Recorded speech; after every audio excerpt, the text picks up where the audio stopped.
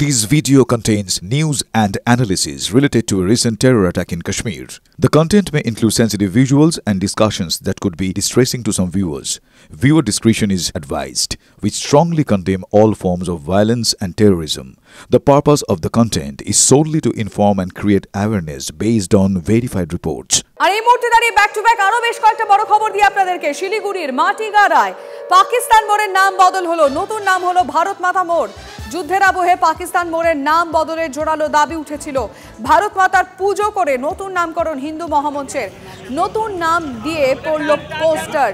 পুলিশের খাতাতে পাকিস্তান মোড় মাদক কারবারের জন্য কুখ্যাত ছিল। গোটা কলোনি পাকিস্তান কলোনি নামেই পরিচিত ছিল। নাম বদলের দাবি জানিয়ে ভিডিওকে স্মারকলিপি দেয় হিন্দু মহামঞ্চ। জমায়েত করে জাতীয় সঙ্গীত গেয়ে ভারত মাতা মোড় নামে একটি পোস্টার লাগিয়ে দেয় হিন্দু মহামঞ্চের কর্মী সমর্থকরা। এলাকায় একটা মোড়ের নামকে আমাদের শত্রু দেশ পাকিস্তানের নামে মৌখিক আখ্যা দেওয়া হচ্ছিল। তাই আমরা এটা বহুদিন ধরে শুনে আসছি। স্থানীয় প্রশাসনকে অনেকবার ভার্বালি বলা হলেও এই এলাকার নাম পরিবর্তন হয়নি। তাই আজ স্থানীয় নাগরিকদের সহমতে তাদের সাথে আমরা সকালে আসি, কথা বলে এই জায়গার নাম বিশ্বাস কলোনি সেটাই রাখা হচ্ছে। খালি এই মোড়ের নামটা আমরা আজ ভারত মাতা মোড় হিসাবে রাখার জন্য ভিডিওর কাছে আবেদন করব। আর এটা যাতে মৌখিক প্রচার হয় সেই জন্য আমরা এখানে ভারত মাতা মোড় হিসাবে একটা স্টিকার লাগিয়ে গেলাম। এই এলাকার নাম বিশ্বাস করা হলেও বাস্তবে লোকমুখে এই এলাকার পরিচিতি পাকিস্তান মোড় বা পাকিস্তান কলোনি নামে। টোটোয় অটোয় যাত্রীরা যাতায়াত করেন, এই মোড়কে পাকিস্তান মোড় হিসেবে বলেন। বাসিন্দারা লজ্জা পান।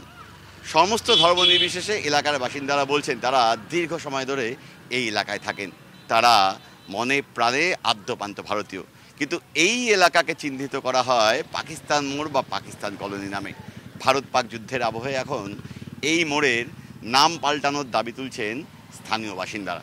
তারা চাইছেন হয় এই এলাকাকে এর যে আসল নাম অর্থাৎ বিশ্বাসপাড়া নামে পরিচিত করা হোক, অথবা নতুন কোনো নামকরণ হোক এই গোটা এলাকার।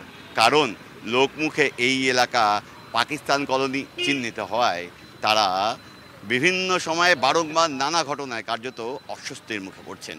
ক্যামেরায় দীপায়নের সঙ্গে প্রসেনজিৎ, TV9 বাংলা।